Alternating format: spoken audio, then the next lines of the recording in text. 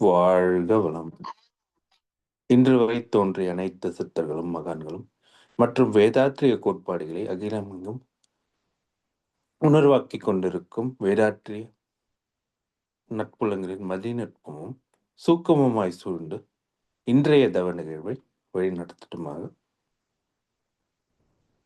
இன்றைய தவ நிகழ்வை இறைவணக்கம் மற்றும் குரு வணக்கத்தோடு நிதியை துவங்குகின்றோம். இறைவணக்கம் பாடம் அருள்நிதி ஆனந்த் வெங்கடேஷன் ஐயா அவர்களையும், குரு வணக்கம் பாடம் கனா காளியப்பன் அம்மா அவர்களையும் அன்புடன் அழைக்கின்றோம். வாழ்க வளமுடன். வாழ்க வளமுடன் ஐயா. இறை வணக்கம்.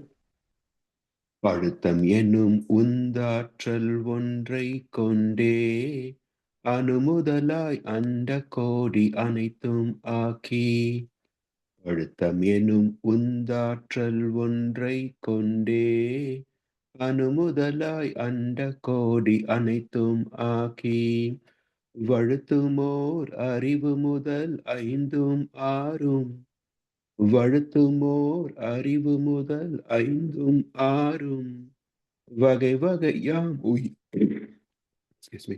வகை வகையாம் உயிரினங்கள் தோற்றுவித்து, வகை வகையாம் உயிரினங்கள் தோற்றுவித்து, முழு திறன் உடன் காத்து முடிக்கும் மேலாம், முழு திறன் உடன் காத்து முடிக்கும் மேலாம், முழு முதற் பொருளே நம் அறிவாய் ஆற்றும், முழு முதற் பொருளே நம் அறிவாய் ஆற்றும், பழுத்த நிலை வரும் வரையில் நீ நான் என்போம், பழுத்த நிலை வரும் வரையில் நீ நான் என்போம், பதமடைந்தோம் ஒன்றானோம் பரமானந்தம், பதமடைந்தோம் ஒன்றானோம் பரமானந்தம். வாழ்க வளமுடன். குரு வணக்கம்.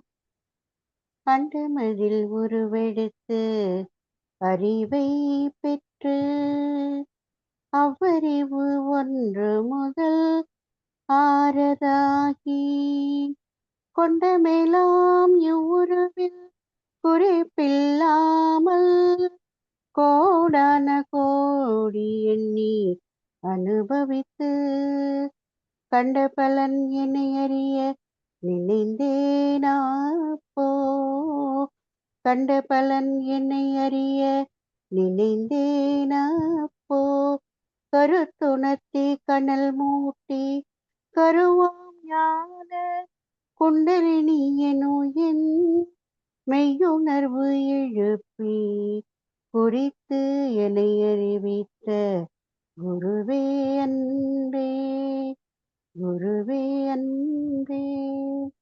நன்றி. வாழ்க வளமுடன். வாழ்க வளமுடன். நாடி சுத்தி செய்யத் தொடங்குவோம்.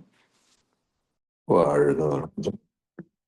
இன்று நமக்காக அருமையானதொரு பஞ்சேந்திரிய தவம் நடத்திய அருள்நிதி சிவசங்கரி அம்மா அவர்களை வாழ்த்துவோம்.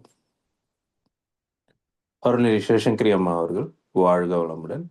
அவர்களின் அன்பு குடும்பம் வாழ்க வளமுடன்.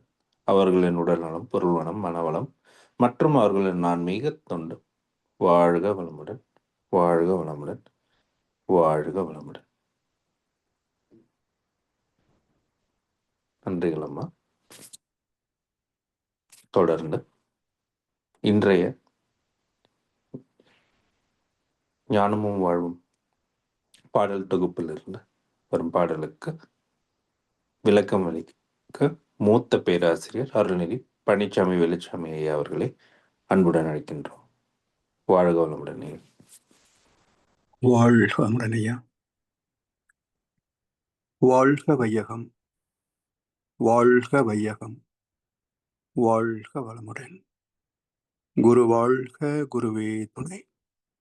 சான்றோர் பெருமக்களே, ஞானமும் வாழ்வும் கவிதை தொகுப்பின் தொடர் சிந்தனையிலே இன்றைய சிந்தனைக்கான கவியின் தலைப்பு பிறவி தொடர். இது 3வது கவியாக பார்க்கின்றோம். தன்முனைப்பு, பழிச்செயல்கள் பதிவு, மாயை, தலை மூன்றும் மனித உயிர் களங்கமாகும். வன்முறையில் இவை அறிவை புலன்கள் மூலம் வழுக்கி பிறவி கடலை நீள வைக்கும். உன்வயமாம் அகத்தவத்தால் அகத்தாராய்வாள் உண்மை உணர்ந்து அருகுணத்தை சீரமைத்து இன்முறையில் உயிர்கட்கு தொண்டாற்றி இறைநிலையில் உனை இணைக்க தூய்மை உண்டாம். பிறவி தொடர். பிறவி தொடர் ஏன் வேண்டாம்? திருமணமான ஒவ்வொருவரும் குழந்தை பேர் வேண்டும் என்றுதான் ஆசைப்படுகிறார்கள், பெறுகிறார்கள். முடிவில்லை என்கின்ற போது கர்ப்பகாம்பாள் சன்னதி, அப்புறம் கருவளர்ச்சேரி, இப்படி சிறப்பு ஸ்தலங்கள் எல்லாம் போய் பூஜை புனஸ்காரங்கள்லாம் செய்து வணங்குகிறார்கள். ஆனால் மகான்களோ பிறவி தொடரக்கூடாது, அது அவசியம் இல்லை என்று சொல்கிறார்கள். உண்மையிலேயே நமக்கு சந்ததி அவசியமா வேண்டாமா? இதை எத்தனை பேர் ஏற்றுக்கொள்வார்கள்? சந்ததி வேண்டான்னு சொன்னா இன்றைக்கு வாழ்கின்ற மக்களிலே எத்தனை பேர் அதை ஏற்றுக்கொள்வார்கள்? இப்ப வாழ்க்கையை ஆராய்ந்து பார்த்தால்தான் புரியும். இப்போ இந்த பிறப்பு இல்லை என்று வைத்துக் கொள்ளுங்களேன். எல்கேஜியிலிருந்து நம்முடைய அவஸ்தை துவங்கும். ஒரு 3 வயசு கூட நிம்மதியை வாழ விட்டுவதில்லை. அந்த குழந்தைகளை ஒரு 3 வயசு கூட நிம்மதியா விளையாட விடுவதில்லை. உடனே அதுக்குள்ள கொண்டு போய் மாண்டசோரி, எல்கேஜி, யூகேஜின்னு கொண்டு போய் சேர்த்துடுறோம். அப்ப இருந்து படி படி படி படின்னு எதுக்கு தேவை என்று அந்த குழந்தைக்கு புரியாது. அப்ப புரியாத ஒன்றை, விரும்பாத ஒன்றை, திணிக்கப்பட்ட ஒன்றை எப்படியோ படிச்சு முடிச்சு கடைசியில் அதுக்கென்று ஒரு வேலையை அலையோ 4-5 ஒரு வேலையை வாங்கி, அப்புறம் திருமணமாகி அதுல ஒரு இல்லறம், அது பர்த்தாவுக்கு ஏற்ற பதிவரதையானால் என்னாலும் கூடி வாழலாம். சற்றேனும் ஏறு மாறாக இருப்பாள் யாமாயின் கூறாமல் சந்நியாசம் கொள். சந்நியாசம் என்ன சுகமானதா? இப்படி ஒரு 3 வயதை கழித்து விட்டு கடைசி டெத் பெட், அது வரைக்கும் பார்த்தால் இந்த வாழ்க்கை ஒரு குருட்சேத்திரம், ஒரு போராட்டம். இந்த போராட்டத்தில் என்ன சுகம் இருக்கிறது என்று, நாம் வாழ்ந்தது போதாது என்று நமக்கு சந்ததி வர வேணும்னு கோயில சுத்துறமே. கொஞ்சம் சிந்தித்து பார்த்தோம் என்று சொன்னால், இன்றைய உலகத்தில் காம்படிட்டிவ் வேர்ல்டு, ஒரு குழந்தையை பெறுவது அந்த குழந்தைக்கு தாய் தந்தையே விதிக்கின்ற ஆயுள் தண்டனை. தாய் தந்தையை விதிக்கின்ற ஆயுள் தண்டனை. அப்படி இருக்கிற போது இந்த பிறவி தொடர் என்பது இல்லாமல் போவதுதானே சிறப்பாக இருக்கிறது. ஒரு முறை மகர்ஷத்துல செவ்வாய் வெள்ளிக்கிழமைகள்ல மாலை நேரத்துல பொது நிகழ்ச்சியாக நடக்கும். மன்ற அன்பர்கள் அல்லாது பல மக்கள் வந்து ஆசி பெறுவதும், அவங்க தேவையுள்ளதெல்லாம் கேட்பதும் அப்படி இருக்கும். அப்படி ஒரு முறை ஒரு தம்பதி வந்திருந்தாங்க. குழந்தை பேர் இல்லை என்று சொல்லி மகரிஷி வாழ்த்து சொன்னாங்க. மகரிஷி சொன்னாங்க, ஆண்டவனா பார்த்து ஒரு அருமையான வாழ்க்கையை தந்திருக்கிறான் உங்களுக்கு, இதை ஏன் கெடுத்துக்கணும்னு ஆசைப்படுறீங்க? நான் ஒரு குழந்தை, நீ ஒரு குழந்தை, ஒரு மடியில ஒருவருடனே வாழ்ந்துட்டு போக வேண்டியது தானே, இல்லையா? அதாவது இந்த குடும்ப கட்டுப்பாடை பார்த்தீங்கன்னா 1970s நினைக்கிறேன். நாம் இருவர் நமக்கிருவர்னு ஆரம்பிச்சாங்க. அப்புறம் 2-3 வருஷம் கழிச்ச உடனே நாம் இருவர் நமக்கொருவர் அப்படின்னாங்க. மறுபடியும் ஒரு 2-3 வருஷம் கழிச்ச உடனே நாம் இருவர் நமக்கு எதுக்கு இன்னொருவர்னு ஆரம்பிச்சாங்க. அப்புறம் அப்படியே விட்டு போச்சுன்னு வைங்க. எனவே அரசாங்கமே நாம் இருவர் நமக்கு எதுக்கு இன்னொருவர்ன்ற அளவுக்கு ஒரு என்ன சொல்லுவது, ஒரு பழமொழி உருவாக்கிட்டாங்க நம்ம நாட்டில் தான். அப்படி இருக்கிற போது இது பிறவி தொடர் என்பது வினைகளின் நீட்சி தான். வினை பதிவாம் சுமையை விடுத்து தூய்மை பெறவே, நினைவாய் உடல் எடுத்து நிலம் மீது விழுந்த பின்னே எனை மறந்தேன் எந்தன் வினை மறந்தேன். ஒரு குழந்தை பிறக்கின்ற போதே அந்த பிறப்பின் நோக்கம் என்ன என்றால் வினை பதிவாம் சுமையை விடுத்து தூய்மை பெறவே. இந்த வினை சுமையை விடுத்து தூய்மை பெற்று விட்டால் அந்த தூய்மை பெற்ற ஆத்மாவுக்கு மறுபிறப்பு கிடையாது, மீண்டும் ஒரு பிறப்பு கிடையாது. அப்ப என்ன அர்த்தம்? பிறந்தவங்க எல்லாம் வினைக்கு வச்சிருக்கிறாங்க இல்லையா? சரி, இதுல சுகப்படுகின்ற ஜீவன்கள் எத்தனை மனிதர்கள், துன்பத்தில் தவிக்கின்ற மக்கள் எத்தனை? கணக்கு பார்த்தா இன்பம் கனவில் துன்பம் எதிரில் காண்பது ஏன் தோழி, இப்படிதான் இருக்கு. அதனால இயேசுவரன் சொன்னார், பாவிகளே இங்கே வாருங்கள். புண்ணியவான்களை கூப்பிடல, பாவிகளே இங்கே வாருங்கள். அப்போ பிறந்த எல்லா இடத்திலையும் துன்பத்திற்கான சுமைகள் தான் அதிகம், சுகத்திற்கான சுமைகள் குறைவு. அதனால் இன்னும் ஒரு பிறவி வேண்டேன் என்றுதான் எல்லா மகான்களும் புலம்பி இருக்கிறாங்க. அதிலும் பட்டினத்தாருடைய பாட்டு ஒன்று பாருங்க, மூலம் அறியேன் முடிவும் தான் அறியேன்னு சொல்லி ஒரு பாட்டு. அவ்வளவு பெரிய பாட்டு, புலம்பி தள்ளியிருப்பார். எதையா விட முடியுதா?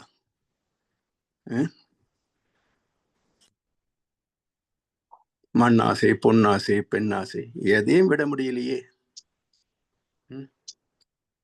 எப்படி இந்த பிறவி தடவுல இருந்து நான் வெளியேற போறேன்னு தவிச்சு புலம்புவாரு. அவ்வளவு நீண்ட பாடல், ரொம்ப நல்லா இருக்கும். யூடியூப்ல கேட்டு பாருங்க. மூலம் அறியேன் முடிவும் அறியேன் தான் அறியேன்னு சொல்லி ஒரு பாட்டு.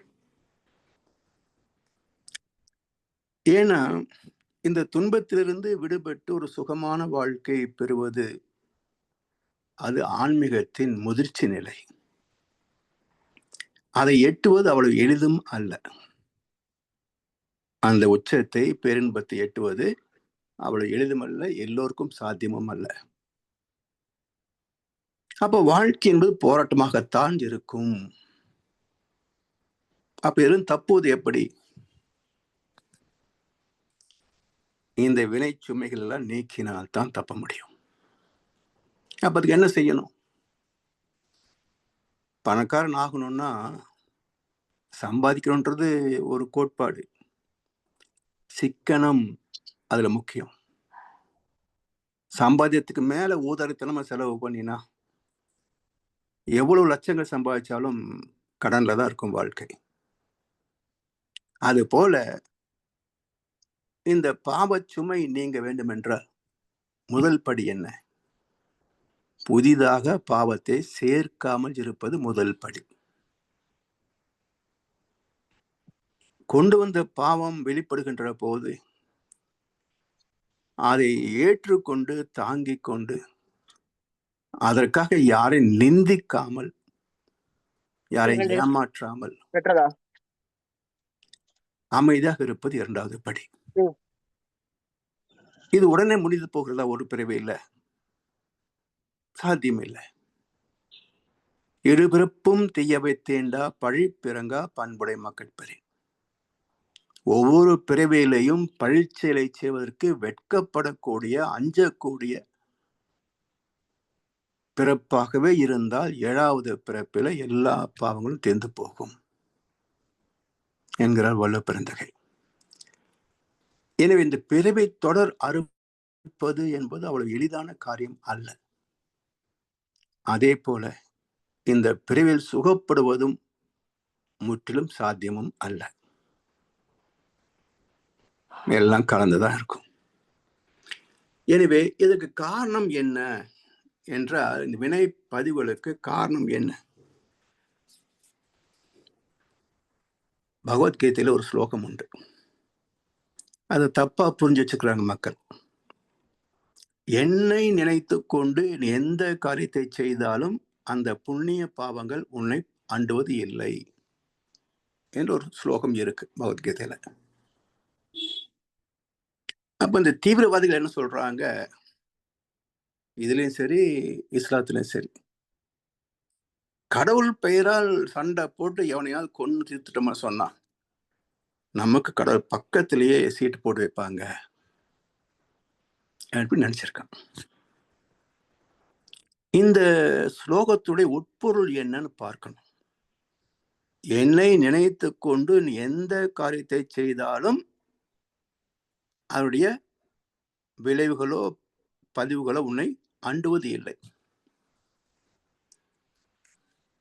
இதுல ரெண்டு கருத்து இருக்கு. இறைவனை நினைக்கின்ற போது நரஞ்சென்ற சிற்றலை நான் கடந்து விடுகின்றேன் இல்லைங்களா? இந்த உடம்பு என்ற சிற்றலை கடந்தால்தானே பரமாத்மாவோடு கலக்க முடியும்.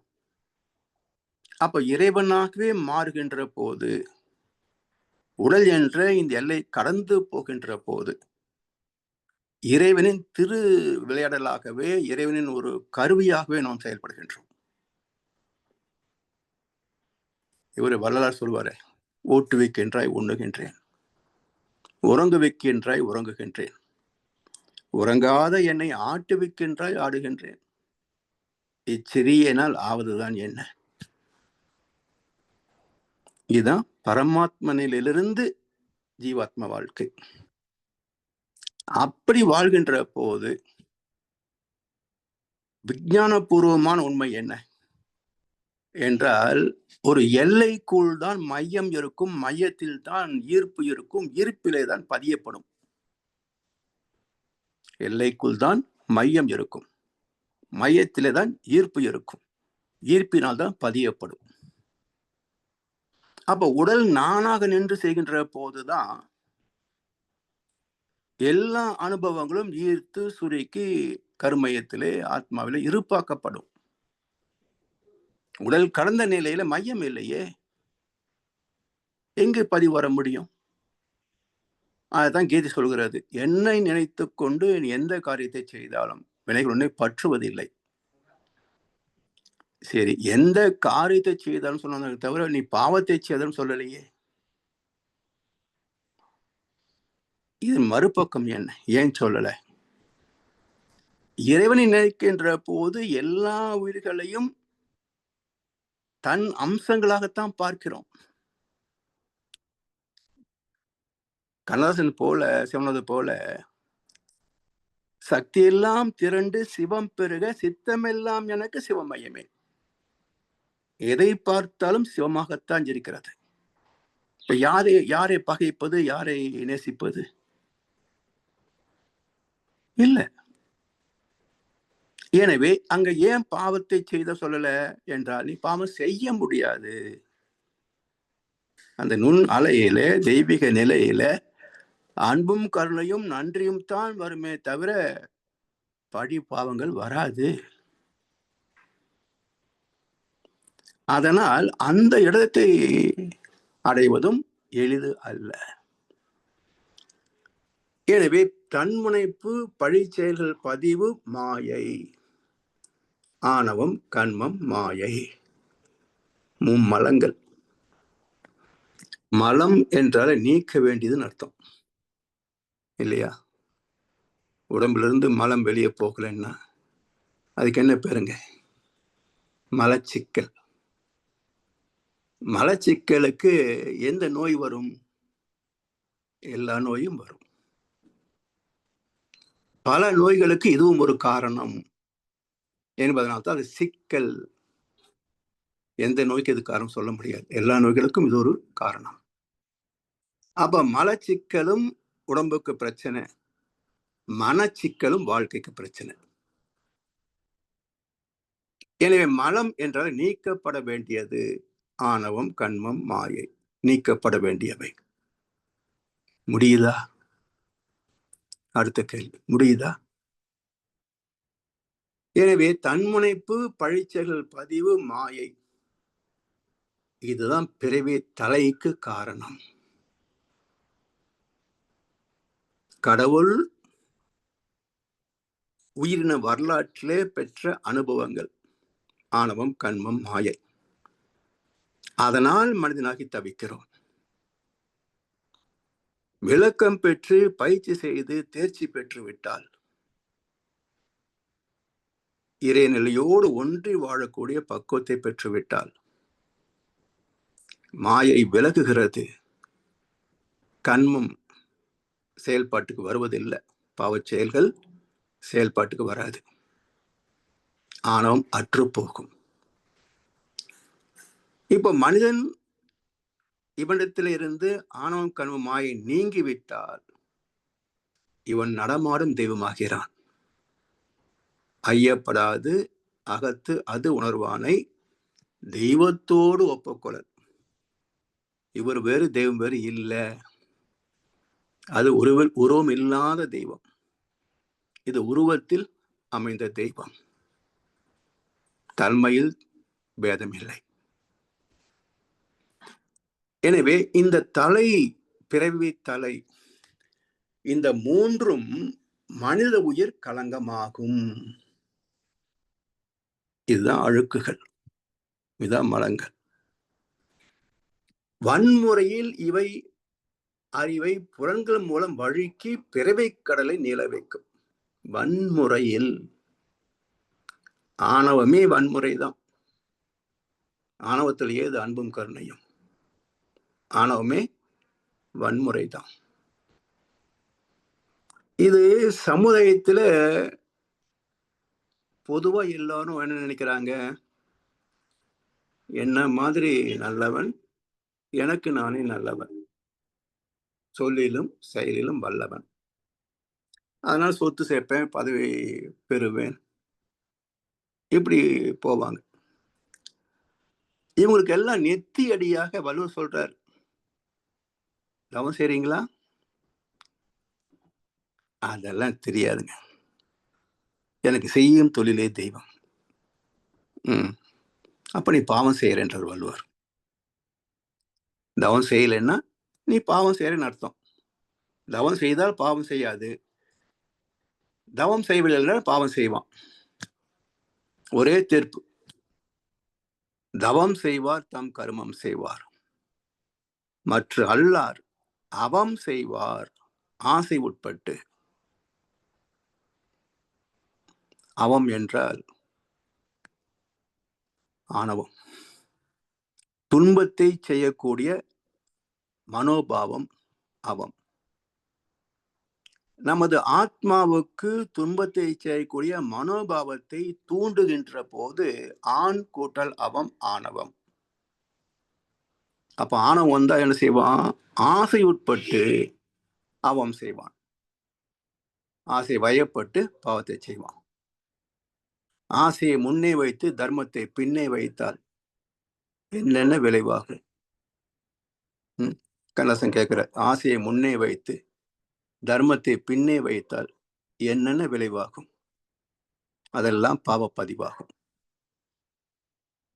எனவே தவம் செய்யாதவன் பாவம் செய்தே தீருவான் என்று வள்ளுவன் அளித்த தீர்ப்பு. இதுக்கு மேல சுப்ரீம் ஜட்ஜ்மெண்டே கிடையாது. சுப்ரீம் கோர்ட்ல லஞ்சம் வாங்குறாங்க.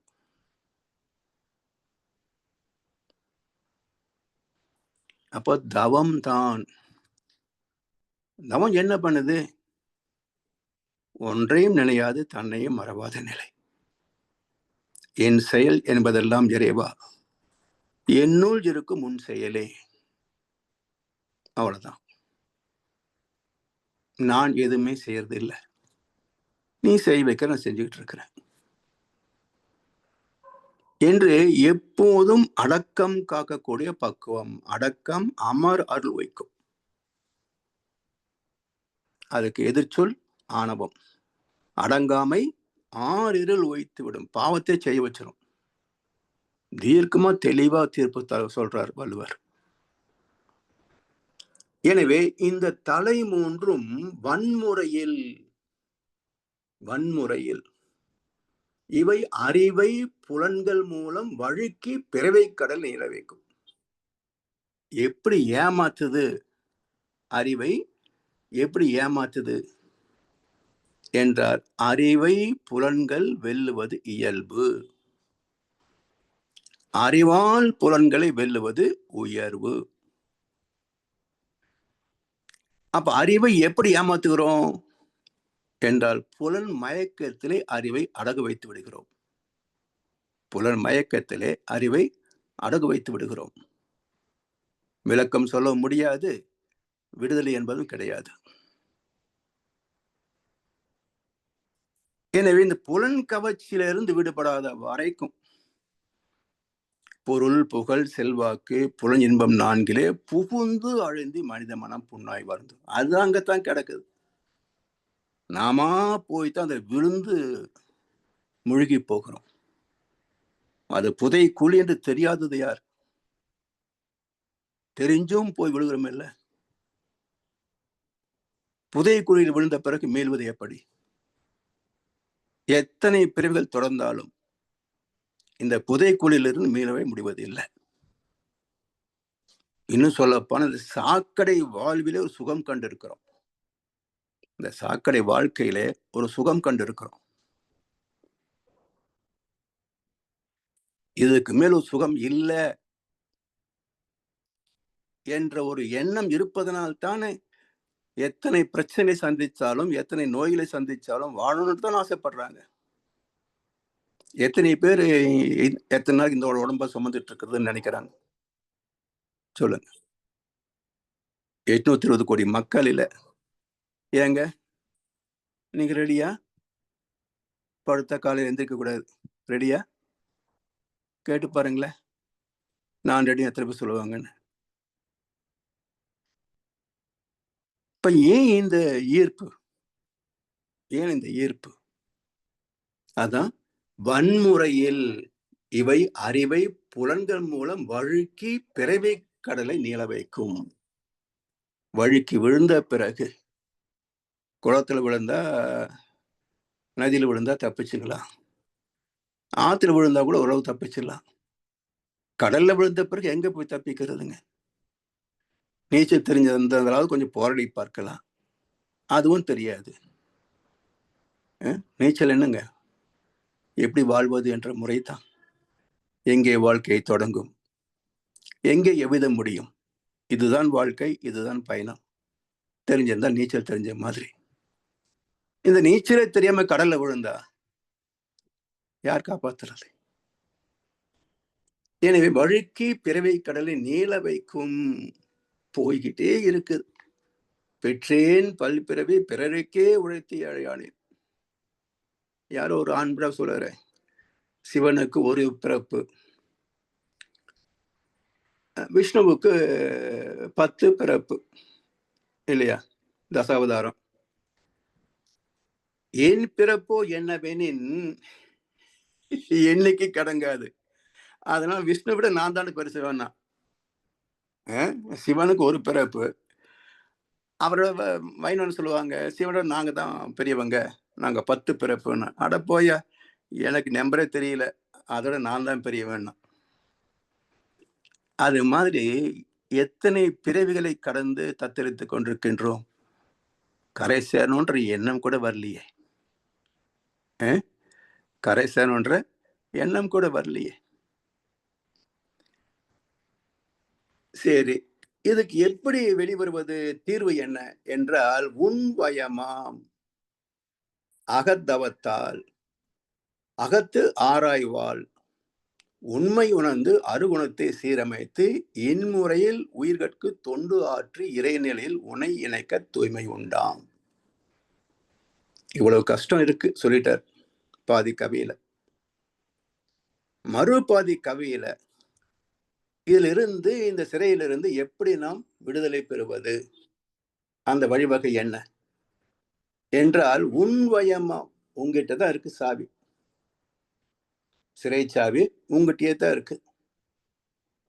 நீ என்ன சிறையில பூட்டிட்டாங்களே புலம்பிட்டு இருக்கிற. சாவி உங்ககிட்ட தான் இருக்குது. திறந்து வெளி வர வேண்டியது தானே. தெரியல. நம்மகிட்ட இருக்கிற சாவி தான் இந்த பூட்டுக்கு பொருந்தும் என்பதே நமக்கு தெரியல. ஏதோ பூட்டி வச்சுட்டாங்க சொல்லி புலம்பிட்டு இருக்கிறோம். எனவே இது எங்கேயோ கோவில்லையோ குளத்துலையோ இமயமலையிலையோ ரிஷிகேசத்திலையோ ராமேஸ்வரத்துல இல்ல. எங்க இருக்கு? உனக்குள்ளேயே இருக்கு மந்திரச்சாவி. உன்வயமாம். என்ன செய்யணும் அதுக்கு? அந்த சாவியை கண்டுபிடிப்பதற்கு எப்படி இந்த விட்டலாச்சாரிய படத்துல மந்திராது உயிர் எங்க இருக்குன்னு சொன்னா, 7 மலை ஏடு கடல் தாண்டி அங்க போனீங்கன்னா ஒரு பச்சை கிளி இருக்கும், அந்த கிளியை பிடிச்சேன்னா கண்ணுல உயிர் இருக்குன்னு சொல்லுவான் பாருங்க. அது மாதிரி இது எங்க இருக்கு இந்த மந்திர சாவி என்றால், அகத்தவத்தால் அகத்து ஆய்வாள். 2ல இருக்கு இந்த மந்திர சாவி. ஒண்ணு தவம், இன்னொன்னு ஆராய்ச்சி, அகத்தாய்வு. அப்ப என்னுள் என்ன இருக்கு என்று ஆராய்ந்து பார்க்கணும். இதுல இருந்து வெளிவருவது எப்படி என்று ஆராய்ந்து பார்க்கணும். யார் துணை செய்வார்கள்? யார் துணை செய்வார்கள்? அவரை தேடி பிடிக்கணும். அவர் சொல்படி நடக்கணும். அவரும் சொல்லிக் கொடுப்பாரு. இந்த 2க்கான பயிற்சிகளை சொல்லிக் கொடுப்பார். தவம் எப்படி செய்யணும், அகத்தாய் எப்படி செய்யணும் என்று வழிவகை சொல்லிக் கொடுப்பார். அதை சிரத்தையோடு விடாமுயற்சியோடு பின்பற்றினால்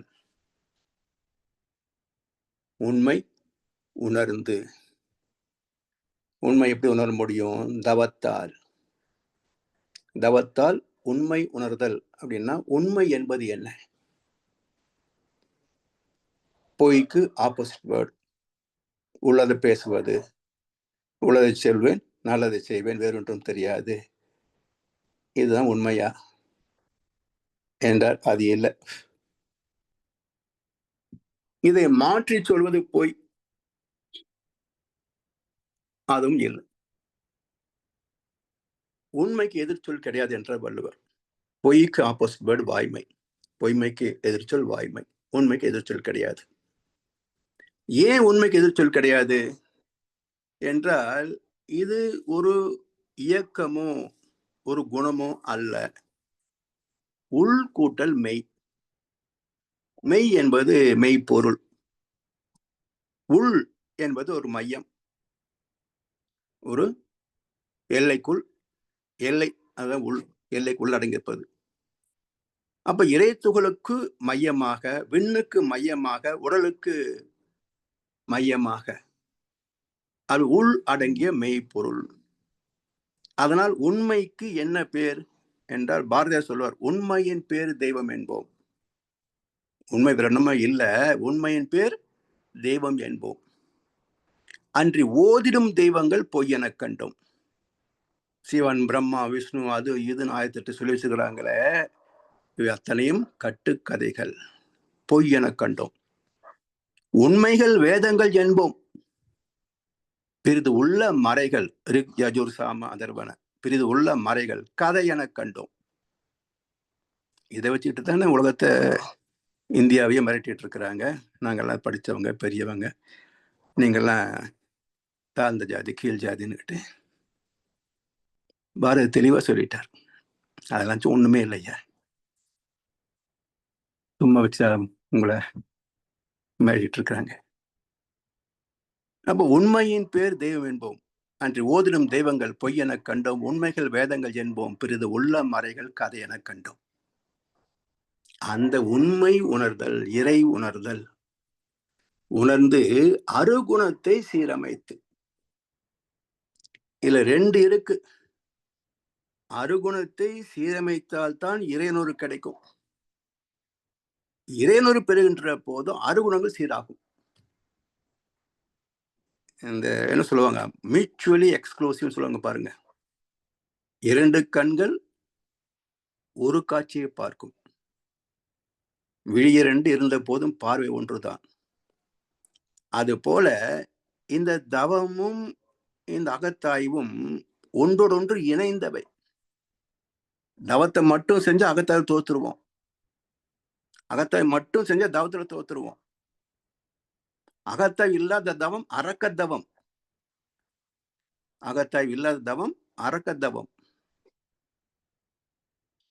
ஒரு சின்ன திருடன் மெகா திருடன் ஆவான், அதான் தவம் பண்ணும். அப்ப இரண்டும் தவம் அறமே துணையாமே. ரயில் தண்டாளம் மாதிரி ஒரு ட்ராக்கு தவம், இன்னொரு ட்ராக்கு அகத்தாய்வு. ரெண்டும் வச்சுட்டு போனா தான் பயணத்தை தொடர முடியும். இப்படி உண்மை உணர்ந்து அருகுணத்தை சீரமைத்து இன்முறையில் உயிர்கட்கு தொண்டு ஆற்றி தொண்டு செய்தே தீர்வோம். அறிந்தது சிவம், மறந்தது அன்பு. அன்பின் வெளிப்பாடு என்ன? கருணை தானே. கருணையின் செயல்பாடு என்ன? உதவி, ஈகை. எனவே இறை தத்துவத்தை உணர்ந்தால் அது தொண்டு வாழ்க்கைக்குத்தான் போகும். எல்லோரும் இன்புற்றிருக்க நினைப்பதுவே அல்லாமல் வேறொன்றும் அறியேன் பராபரமே. அப்படி உண்மை உணர்ந்து அருகுணத்தை சீரமைத்து இன்முறையில் உயிர்கட்கு தொண்டாற்றி இறைநிலையில் உனை இணைக்க தூய்மை உண்டாம். இறைநிலையில் நம்மை இணைப்பது, இந்த ஜீவாத்மாவை பரமாத்மாவோடு இணைத்து விடுவது, அர்ப்பணிப்பு அர்த்தம், சரணாகதி. அப்ப சரணாகதி என்பது ஏதோ சொல் அல்ல, வாய் சொல் அல்ல. ஞானத்தின் உச்சம் சரணாகதி, ஞானத்தின் உச்சம் சரணாகதி. வெறும் பக்தனுக்கு அது கிடைக்காது, சாத்தியம் இல்லை. வார்த்தையில சொல்லுவாங்க, பிரச்சனை வரும்போது எதுக்கு எல்லாம் ஆண்டை விட்டுருங்க, அவங்ககிட்ட சரணடைந்துருங்க, அவன் பார்த்துக்குவான். எப்படி அடைவது? எப்படி அடைவது? வாயில சொன்ன வந்துருமா சரணாகதி? சரணாகதின்னு என்ன அர்த்தம்? நாளை பொழுதை மட்டும் இல்லை, அது சினிமா பாட்டுக்கு பொருத்தமா ஒரு நாளை பொழுதுன்ட்டார். இந்த சனம் முதலையே நாளை பொழுது இறைவனுக்கு அளித்து நடக்கும் வாழ்வில் அமைதியை தேடு. உனக்கும் கீழே உள்ளவர் கோடி, நினைத்து பார்த்து நிம்மதி நாடு. அவன்கிட்ட போய் எதுவும் கேட்காத, நச்சரிக்காத, பிச்செடுக்காத. அதுதான் சரணாகதி. எனவே இந்த சரணாகதி எப்போ வரும்? ஞானத்தின் உச்சம் சரணாகதி. அந்த வார்த்தை கொச்சைப்படுத்துறாங்க இவங்க, அது சொல்வதற்கே தகுதி இல்லைன்னு நான் சொல்லுவேன். இந்த சரணாகதி என்ற வார்த்தை சொல்வதற்கு நமக்கே தகுதி கிடையாது.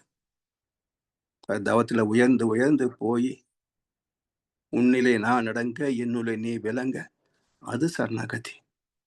உனக்கு என்னை தந்தேன், ஒரு சிறிய தொண்டனாக என்னை உலக காக்கு, இது சரணாகதி. என்னை குடுன்னு கேட்கிறதோ, என் பிரச்சனை தீர்த்து வேண்டதோ, இது சரணாகதி அல்ல, பிச்செடுக்கிறது. எனவே இப்படி ஒரு அற்புதமான வாழ்க்கை இதில் நிறை பெற்று விட்டால் பிறவை தொடர் அருந்து போகும். எடுத்த மனித பிறப்பு எய்தியதே முழுமை, அதற்கான ஒரே வழி நம் கடமை, அறவாழ்வின் நாட்டத்தை சிறக்கட்டும் என்று சொல்லி வாய்ப்பளித்த அனைவருக்கும், செவிமடுத்த அனைவருக்கும் நன்றி பாராட்டி இந்த உரையை நிறைவு செய்கின்றோம். வாழ்க வளமுடன், வாழ்க வளமுடன், வாழ்க வையகம். வாழ்க வளமுடன் ஐயா. வாழ்க வளமுடன் ஐயா.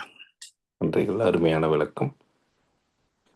தவமும் அகத்தாயும் இரண்டு கண்கள் போல் நம்ம ரெண்டு இன்டர்லிங்க், ஒன்றும் இப்போ நம்ம ஒன்று பண்ணோம், ரெண்டும் சேர்ந்து நாள்தோறும் பழகணும். தொடர்ந்து தவம் செய்வோம், அகத்தாய்வும் செய்வோம். பேராசிரியர் ஐயா அவர்களை வாழ்த்துவோம். இன்று நமக்காக ஞானமும் வாழும் தலைப்புக்கு அருமையான விளக்கம் அளித்த மூத்த பேராசிரியர் அருள்நெறி பழனிசாமி வெளிச்சாமி ஐயா அவர்களை வாழ்த்துவோம். அருள்நெறி பழனிசாமி வெளிச்சாமி ஐயா அவர்கள் வாழ்க வளமுடன். அவர்களின் அன்பு குடும்பம் வாழ்க வளமுடன். அவர்களின் உடல் நலம், பொருள் வளம், மனவளம் மற்றும் அவர்களின் ஆன்மீக தொண்டு வாழ்க வளமுடன், வாழ்க வளமுடன், வாழ்க வளமுடன். பாடல்கள் பாடி நிறைவு செய்யும் தருணம். வேதாத்திரிய பாடல் பாட அருள்நெறி கார்த்திகேயன் ஐயா அவர்களையும், பிரம்மஞான கவி பாட அருள்நெறி சேஷாசலம் ஐயா அவர்களையும், உலக நல வாழ்த்து பாட சூர்யா ஜெயமணி அம்மா அவர்களையும் அன்புடன் அழைக்கின்றோம். வாழ்க வளமுடன்.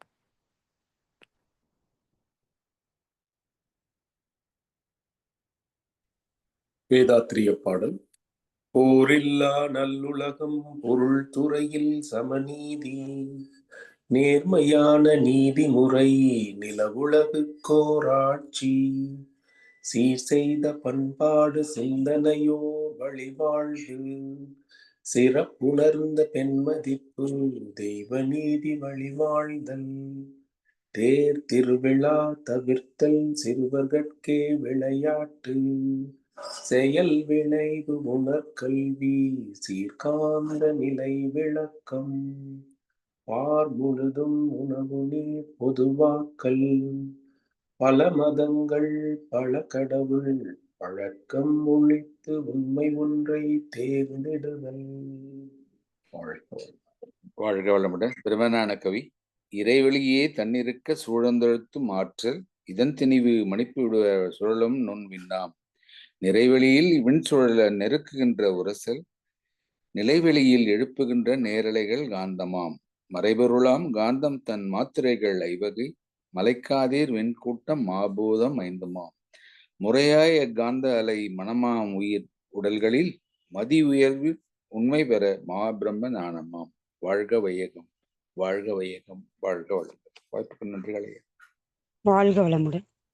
உலகமெல்லாம் பருவமழை ஒத்தபடி பெய்யட்டும், உழவரெல்லாம் தானியத்தை உவப்புடனே பெருக்கட்டும், பல தொழில்கள் புரிகின்ற பாட்டாளி உயரட்டும், பகுத்துணர்வில் தொகுத்துணர்வு பண்பாட்டை உயர்த்தட்டும், கழகங்கள் போட்டி பகை கடந்தாட்சி நடத்தட்டும், கல்லாமை கடன் வறுமை களங்கங்கள் மறையட்டும், நலவாழ்வை அளிக்கும் ஞான ஒளி வீசட்டும், நம் கடமை அறவாழ்வின் நாட்டத்தே சிறக்கட்டும், நம் கடமை அறவாழ்வின் நாட்டத்தே சிறக்கட்டும்.